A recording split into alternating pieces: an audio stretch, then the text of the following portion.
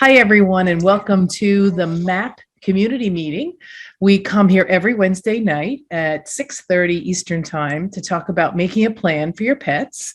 I'm Deborah Hamilton of Hamilton Law and Mediation and the Why Do Pets Matter podcast. Please stop by on your favorite podcast platform and listen. It's pretty fun. I love seeing that Tom is here and Jennifer is here. Connie is here. This is great. Sally's not going to make it tonight. I'm not sure if Susan's going to make it. I know that Kieran is going to make it because he's got great news to share with us. So without further ado, I'm going to check in with everybody and see how they're doing and how they're doing on making their MAAP plan. Connie, how you doing? I am doing just fine, thank you. And as you saw on Facebook, of course, my boy Casey had a royal flush of a weekend out at one of our local shows here in Southern California.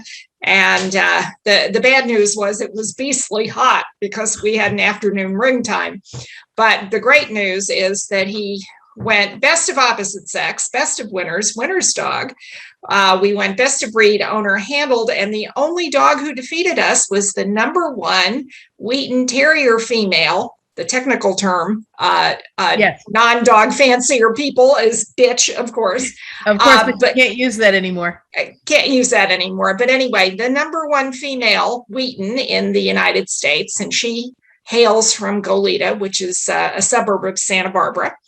So we were very, very pleased. And the boy and I slept in on, and his mom slept in on Halloween because it was a 9 o'clock ring time and we live an hour and a half in good traffic from the show site. So we took the day off. But we're doing great. It's a beautiful fall day here in Southern California. And as you can see, I am appropriately attired in fall gear. So we're doing great. Thank you. Super. Hey, Tom, how are you doing? It's so great to see you. Unmute myself there. I'm doing very well. Thank you very much. Glad to be here and good to see everybody. I am in Chicago County, so when I see you're putting a sweatshirt on in Southern California, you and I got to talk. Yeah, exactly. Our falls are in, but no, I'm in New York right now, and I have to tell you that I'm looking forward to some cold. So I've got a little bit of a sweatshirt on too. North Carolina hasn't been that cold. So Tom, tell us about your pets, because we love to know about your pets and where you are on the scheme of making a MAAP plan, navigating that journey your pets are going to take. Well, I am. If there's a step before the beginning, then that's where I am. So I am, I know all about it from you, and I need to actually start the journey. I have a dog, Frank. Frank is my half Chihuahua, half Beagle. I've had him about a year now. My previous girl, Freckles, passed away just at the beginning of COVID, and Frank entered my life. He just turned 8 years old. He came from the shelter, and he's a good guy, but I need to, always need to be prepared, right? So absolutely. That's why we're here. That's why we talk about this every single week, because I just want to gently nudge everyone.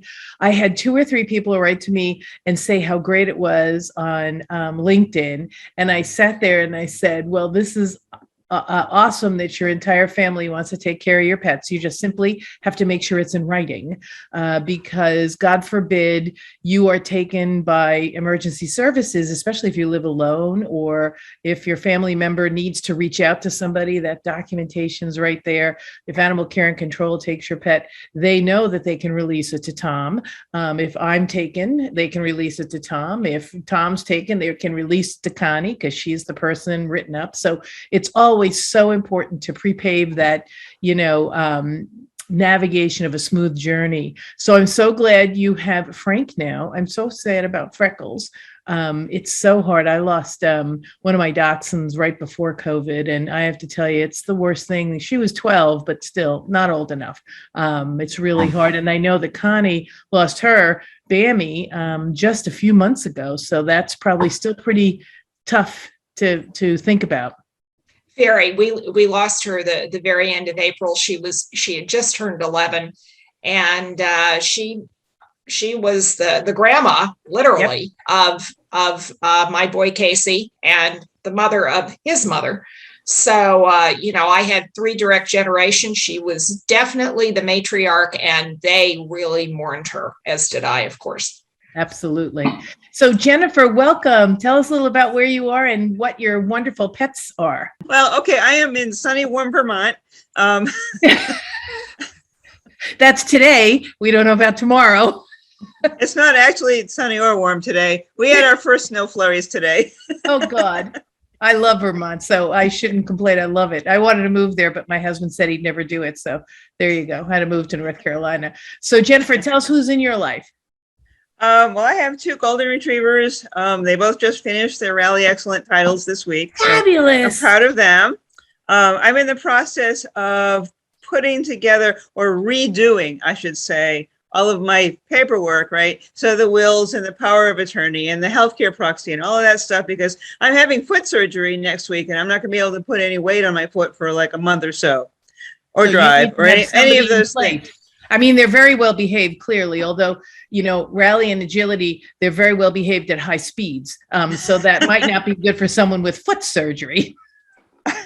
Well, Zingy also has her, though they actually both have their CDs as well. Oh, thank God, none of mine do.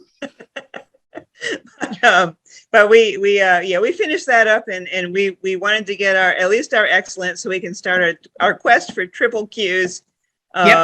Fabulous. As soon as I'm back on my feet, which might be a while. But anyway. Well, yeah, but you know what? They'll be great companions to you. And I'm sure you're going to have someone come over and help you with them, because that's one of the Ds. So you're disabled, right? So you need somebody to come and help you. You don't want them to leave for sure, unless they have to. Right. So, one of the good things about this is that it's making me get all of those people that need to help me together and say, well, look, how about when I'm making up this document, and I want to put you in this document as call person number 2. And, now that you're here and you're trapped, what do you think about that? And, because most of the people that would be in my emergency plan, not all, but most of them are going to be, in my orbit for the next few weeks. So, it's a good time to hash everything out and put the document in front of them and have them agree to it, so that it's not a surprise. So that's my and know each other and know who everyone is, because the greatest thing about the MAAP plan is when you appoint caregivers, you need to let those caregivers know who each other is, so that they can get in touch with the other one in the event they can't respond right away. Because right now we're planning for the foot surgery. Everybody knows what the role is going to be, where they're going to be, how they're going to be. But when we have an emergency, I know that Connie can probably talk about the emergency that occurred with her husband after she wrote up the MAAP plan, and everybody came because she's been with us for a long, long time. But it really is important to make sure that everyone knows who everyone is. And I love that you're going to sit down and hash it out. And of course, I always say, you really want to make sure that they get their plans made with you. So I had an older gentleman who was living in independent living, but had a 20-pound dog. And he said, yeah, but I don't want to take care of anybody else's dog. And I said, well, you don't necessarily have to. I said, but at least you can be that call person who, if something happens, they can call you and you can say, well, I know the 3 people who are supposed to be taking care of the dog, and I can get in touch with them. I might not be one of them. I call them the nosy neighbor, who sees the ambulance come to your house and pull you out on a stretcher, and animal care and control comes to take your dogs. Nosy neighbor can say, oh, no, look on her refrigerator, and here's the same piece of paper that says she wants me to call Connie Kohler and then Tom and then Susan, and they'll come and take care of the dog. So you can leave them, stay put, because we want the dogs to stay put.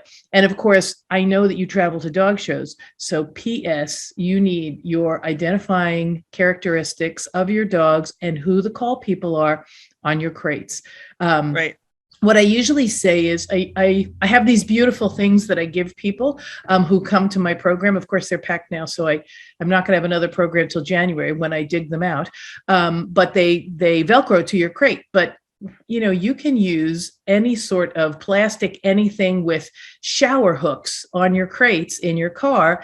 And if you don't have your dogs in crates in your car, shame on you, because they will be a projectile through the front windshield. Oh, I just had a custom crate. I had a custom double crate made for the back of my wagon. Right? Yep. I mean, I talk about this. I see all of these cozy things that they put right on the console of the car, and they hook it onto the back of the console so that cushion doesn't move, but the dog is going to tick right off through the windshield or be strangled as they, hit that thing, that harness they're wearing. So I always love to have people put their dogs in a crate. If they can't put them in a harness, absolutely don't let them run around the car.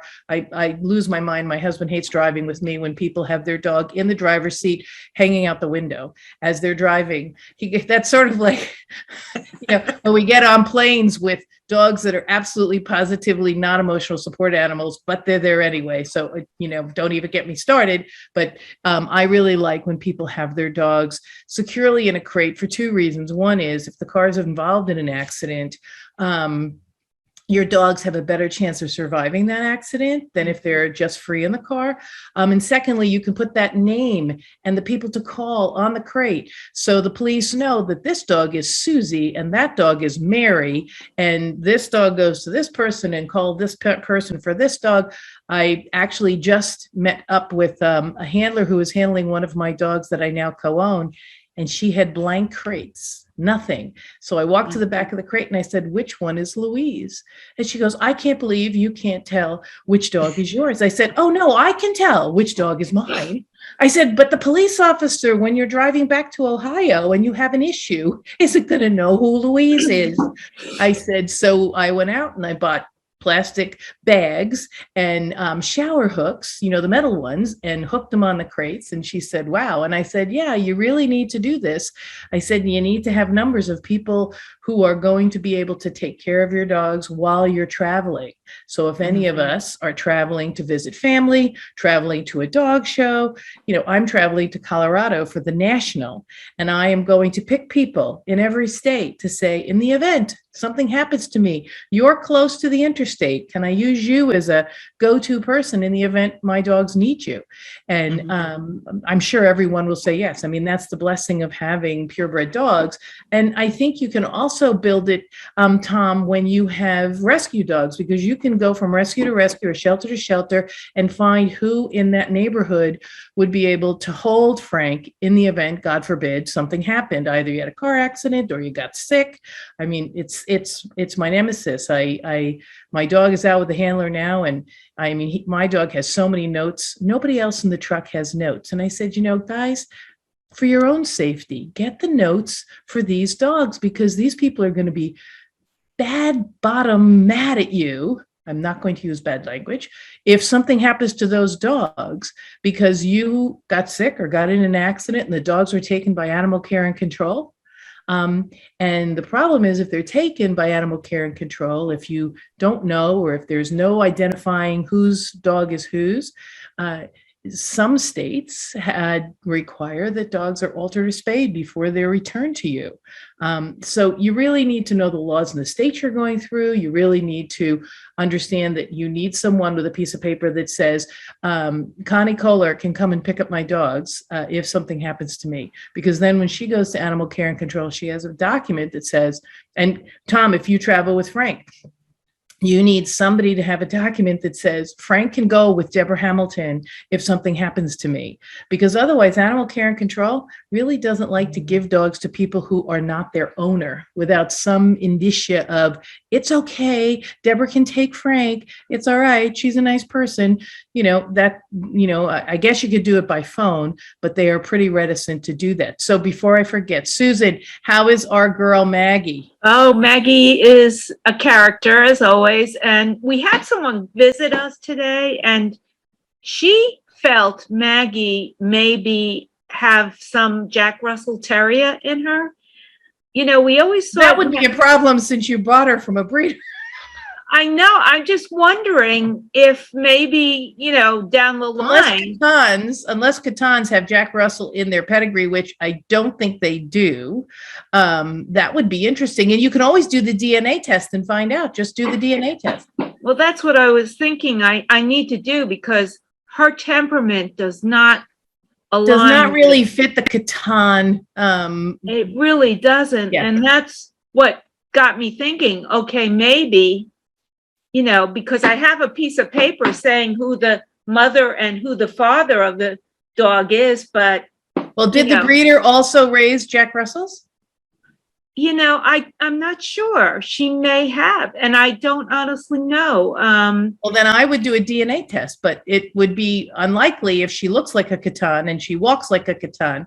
She just might be a naughty Catan because of being adopted during COVID.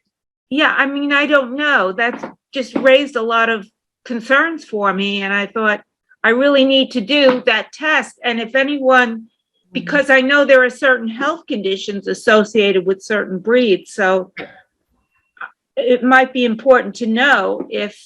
Absolutely. If you have a desire to buy a mixed breed dog, which is fine, find out what breeds they are, and then go to that national club's health listings to see exactly what are the issues that are part of that dog's heritage. Like Frank would go to the Beagle and the Chihuahua websites for the national clubs and see what was a problem for those two dogs, because you can track it down and you can make sure. And if you do the DNA test, I don't know, Tom, do you know where the DNA tests are easily gotten? I'm not familiar with those. I should become more familiar.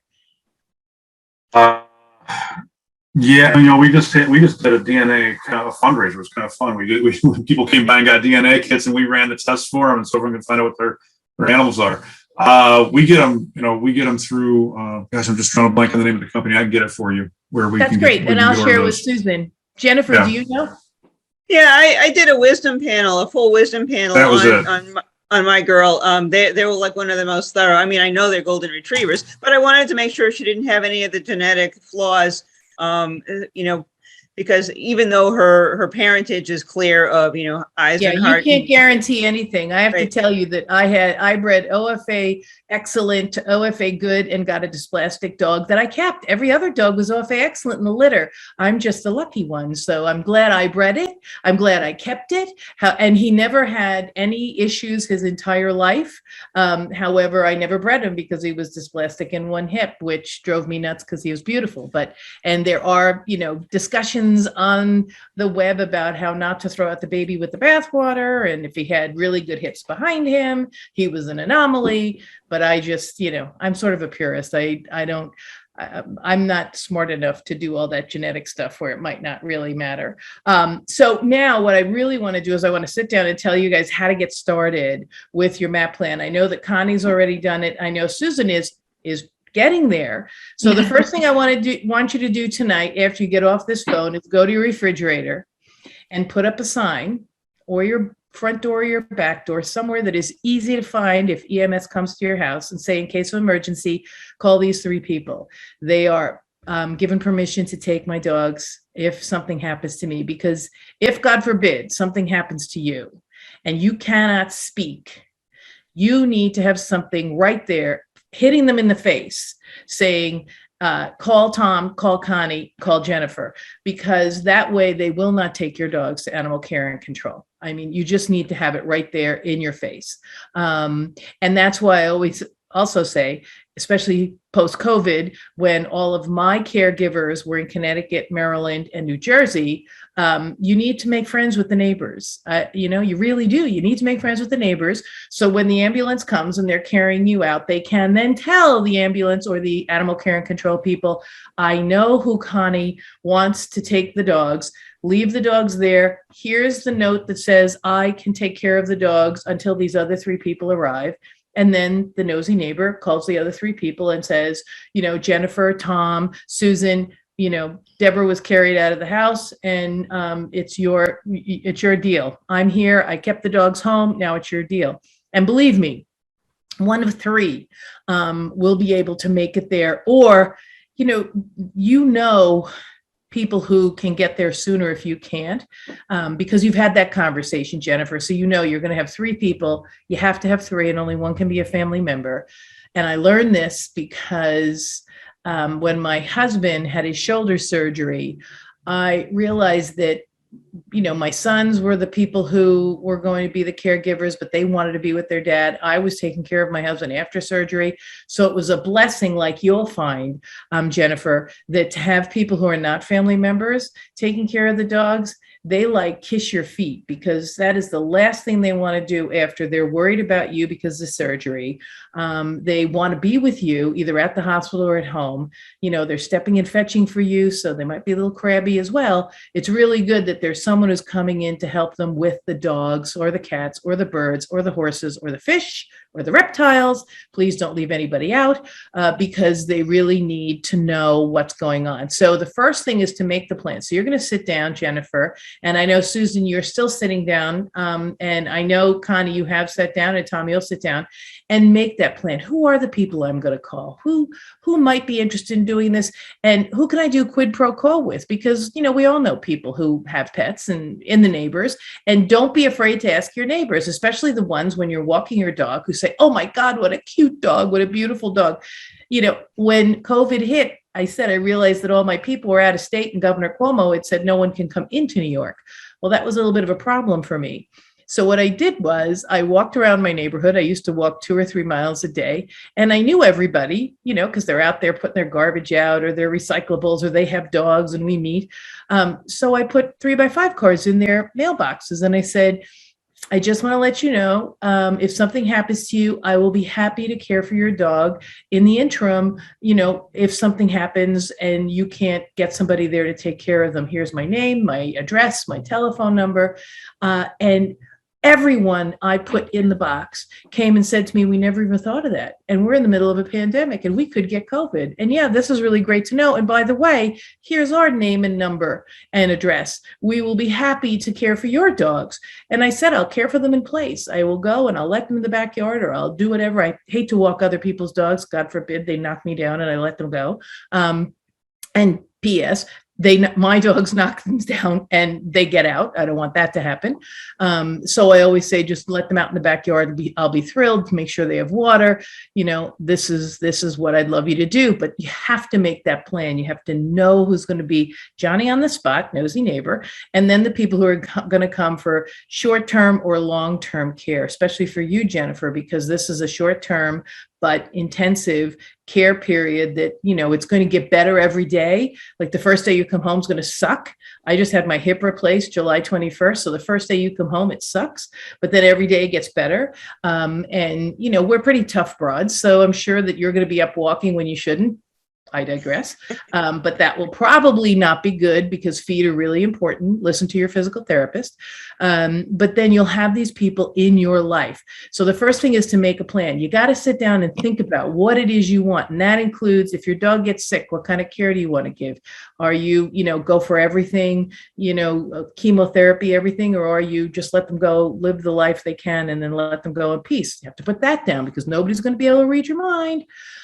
You have to make sure that you address the needs of the pet. That's the A, the second A.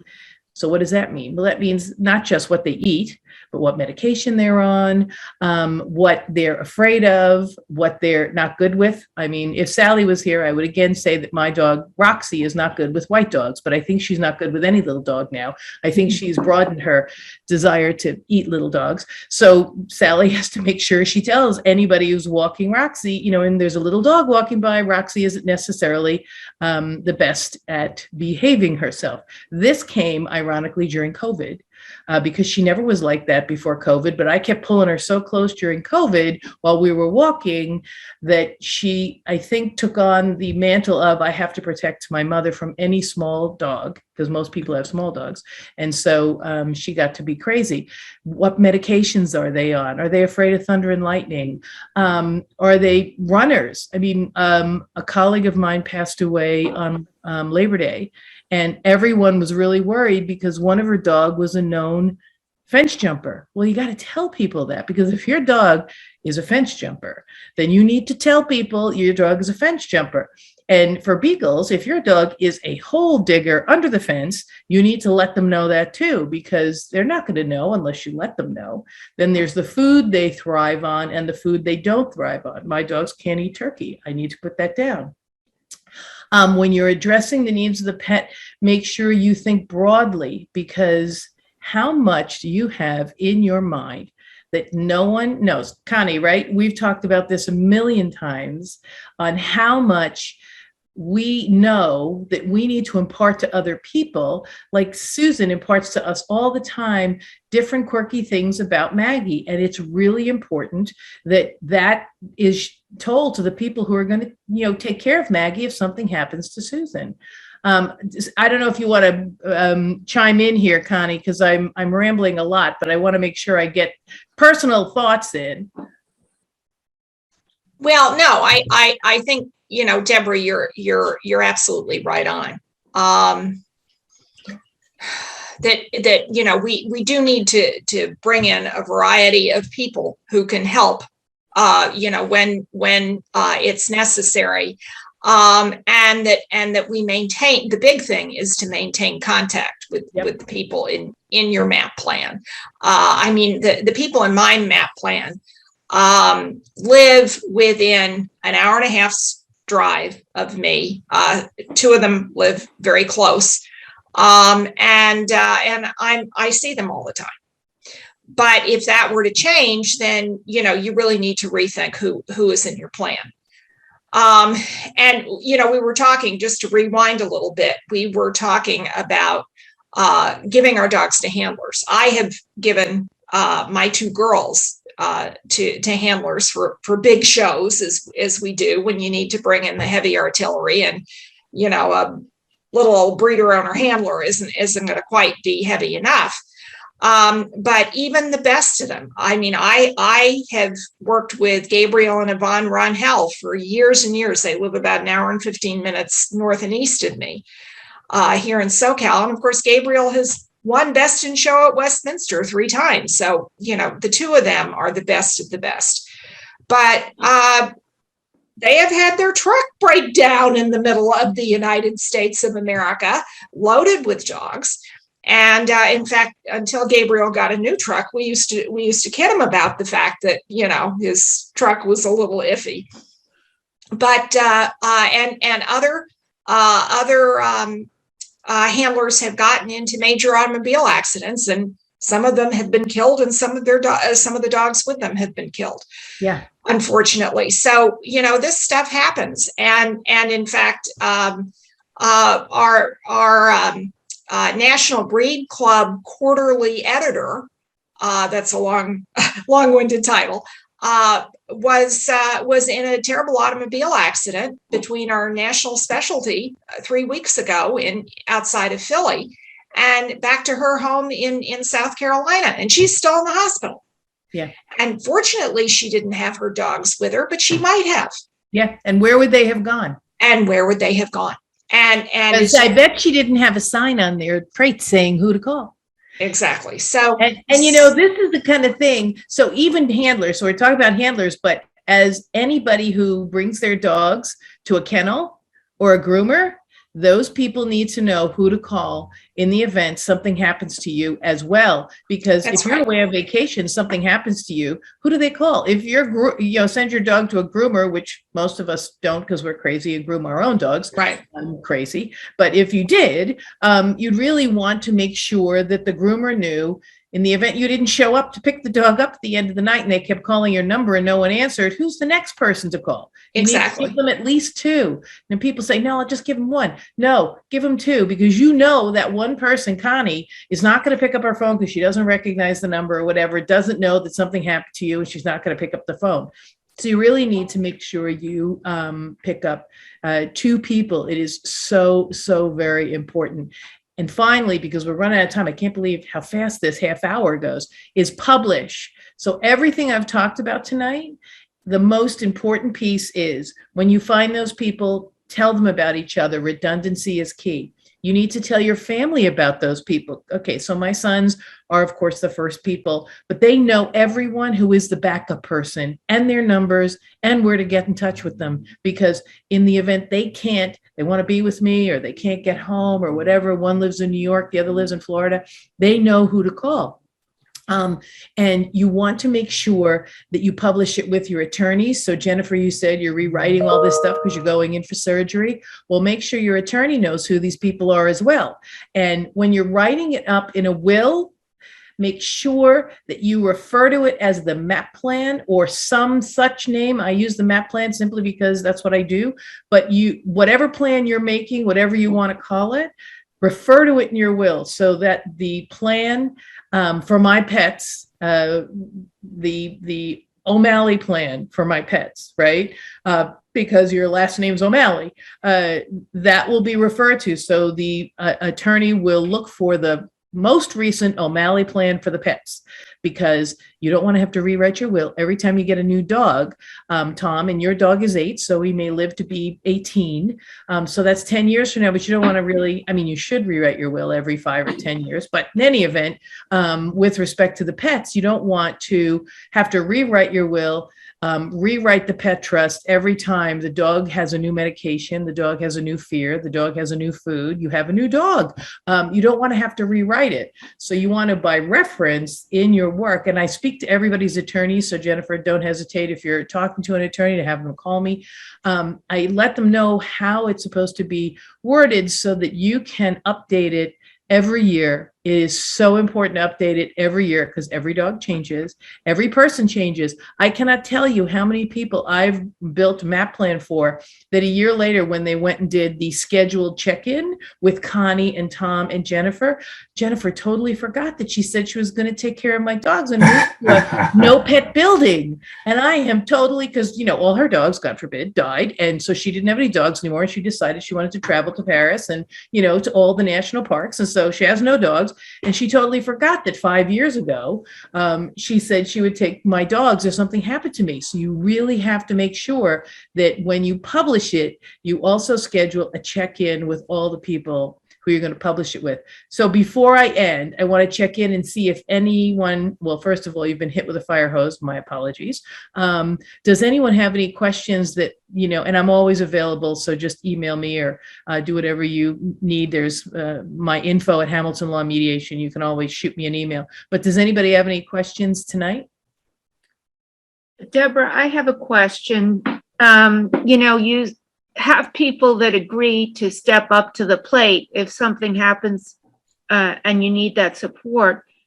Can they say they agree to take the pet, but then they're not able to do everything? Something happens in their lives and they've got 2 other people to fall back on, but those other people can't step up to the plate. Can they, on their own, try to reassign it to someone else, or?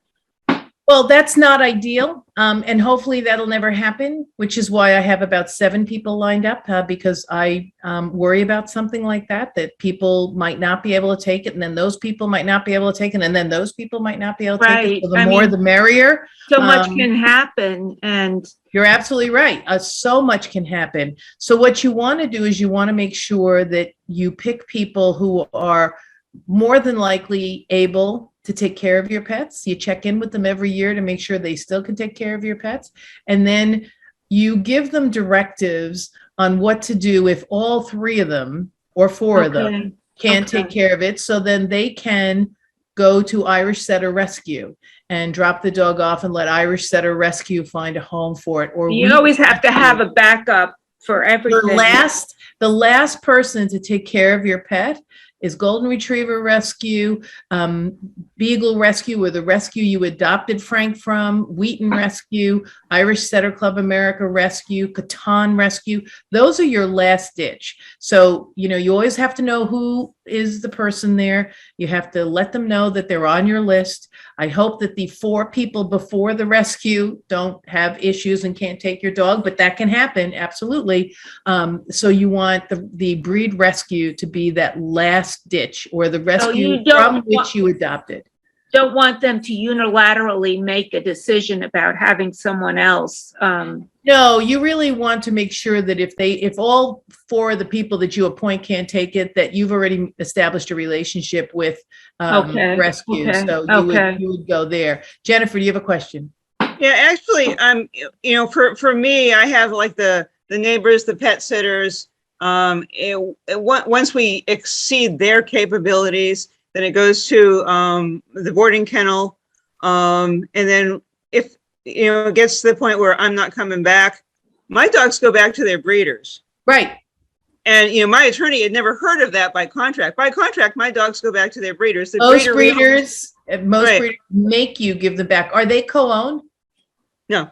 Okay, so I usually go at this point to say, if your dog is co-owned, because all of mine are co-owned. If your dog is co-owned, people say, but I really want Connie or Susan to take the dog because they know the dog, as opposed to Jennifer, who the last time she saw the dog was when she gave it to me 10 years ago. And I always say, well, you want to know something? You have a contract that says you have to return it to this Right. person. So what you want to say, and I'm so glad you brought this up because this is an important piece of information, you want to be transparent. Mary Jane, I know I bought the dogs from you and I know that they're supposed to go back to you, but I have these 3 people who've been a part of these dogs' lives for their lives. And if it's okay with you, I'd like to introduce you to them.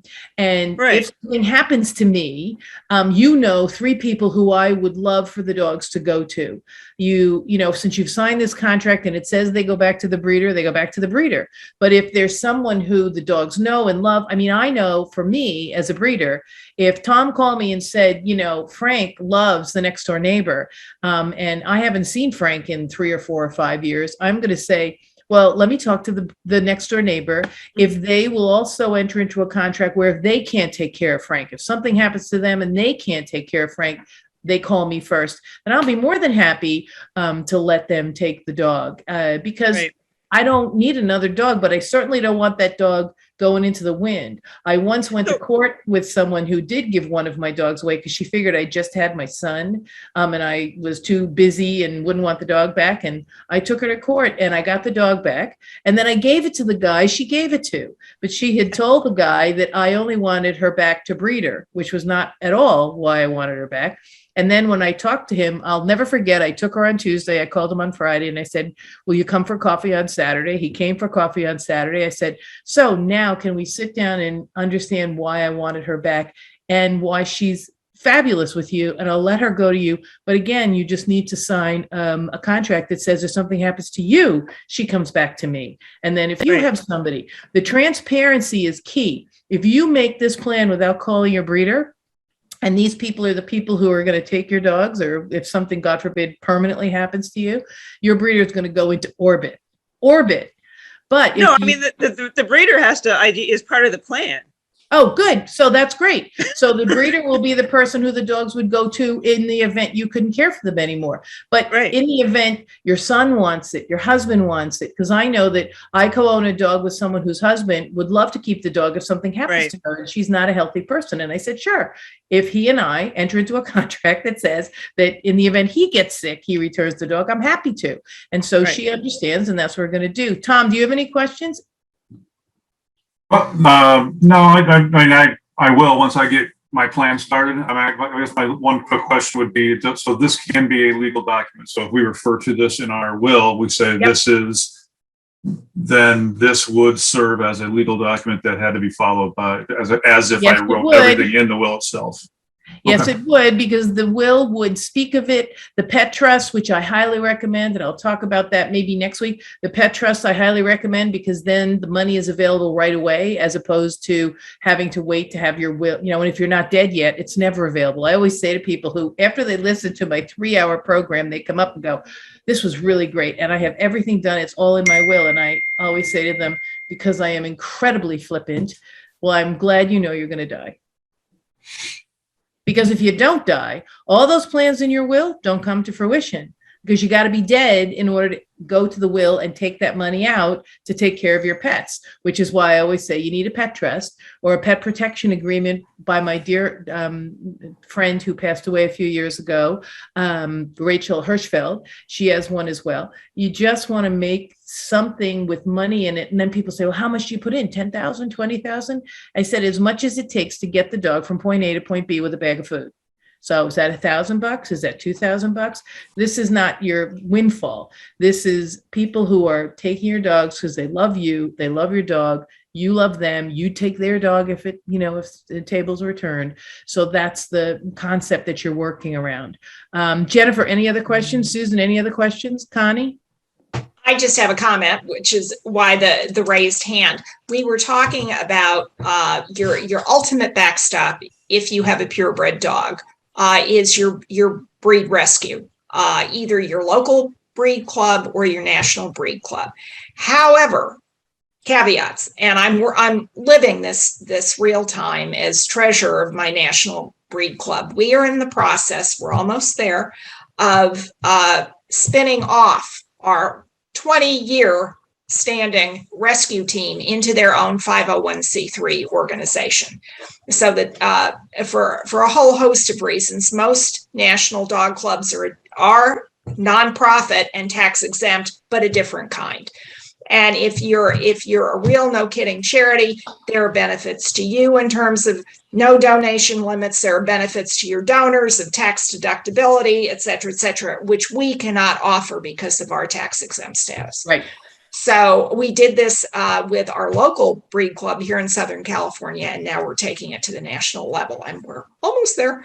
But a lot of breed clubs, and this is what purebred dog owners need to check. If you're going to use your rescue organization, your breed rescue, check to make sure that they are in fact right, allied with your local or national breed club. They may not be. More and more national breed clubs especially are either offloading their rescue team like we did into a separate but affiliated 501c3. So make sure you name the right organization in your MAAP plan. and have a relationship with them. So I know, Jennifer, Right. Golden Retrievers have already done that. And some Yes, they people have. like Golden Retriever Rescue, Yankee Rescue, I think, or whatever it's called, and some don't. So find a rescue that supports your values wherever you live, so that you can make sure the dogs are given to someone who's going to evaluate them correctly and place them, in a good way. But your dogs are going back to your breeder. However, I'll have to tell you that Susan's breeder just shut down all of her stuff and moved.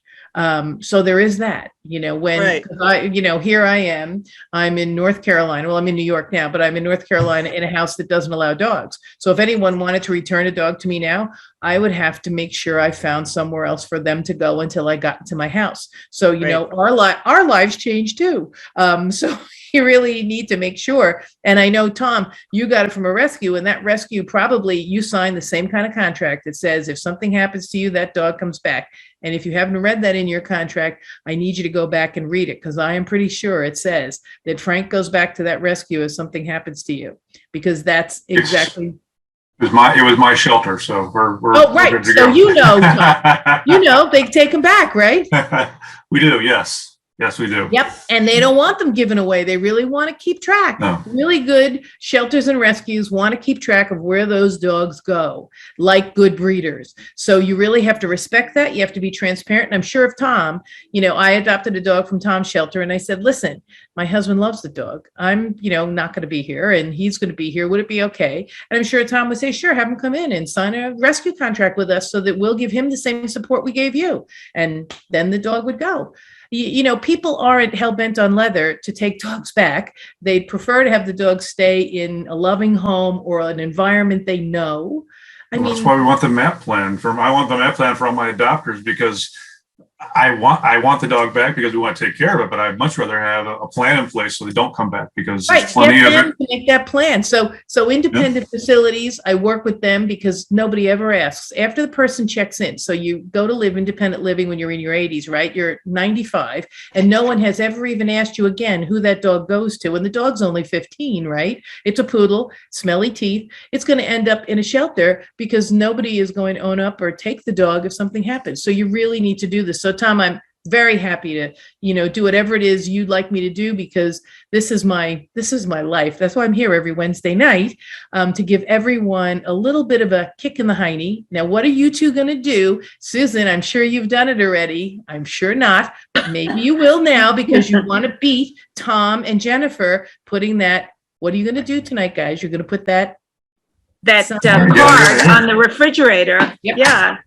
because you really, truly need to let people know if something happens to you in your home and in your car. Don't forget that when you're driving and your dogs are home alone, maybe put something in your car that says, in case of emergency, and don't make it go in your wallet. I love the wallet cards. I have millions of them. However, tape it to the dashboard, because if they have to look for it, it isn't getting done. So, just make it a little more easy peasy, lemon squeezy. So I'm way over tonight, Rose. You're going to kill me. But anyway, this is Deborah Hamilton, Hamilton Law Mediation, the Why Do Pets Matter podcast, and the MAAP community. Please come back, guys, and let me know. We're here every Wednesday. We love chatting. I always add something new and interesting. Ask Connie and Susan. They're regulars. I'm surprised Kieran isn't here. Tom, about Kieran's book, so I'll tell Jennifer. You might tell your breeder about this book. It's called When the Child Asks for a Dog. One-Eyed Leo guides the conversation. So it's a book about the responsibilities of dog ownership from a child's point of view, and then it goes into the adult's point of view. It's by Kieran, last name is Walsh. Kieran Walsh. And you can Google Kieran Walsh or look him up on LinkedIn. It is the most phenomenal book, and I'm trying to get to the people at AKC to support getting that book out there to breeders, because it's a little shelter tilted, but not really. And for me, I think that it really is. It addresses what needs to be addressed before people get dogs, and even after they get dogs. So I love it. So until next week, everybody kiss your dogs, and I'm so glad you all were here. Good night.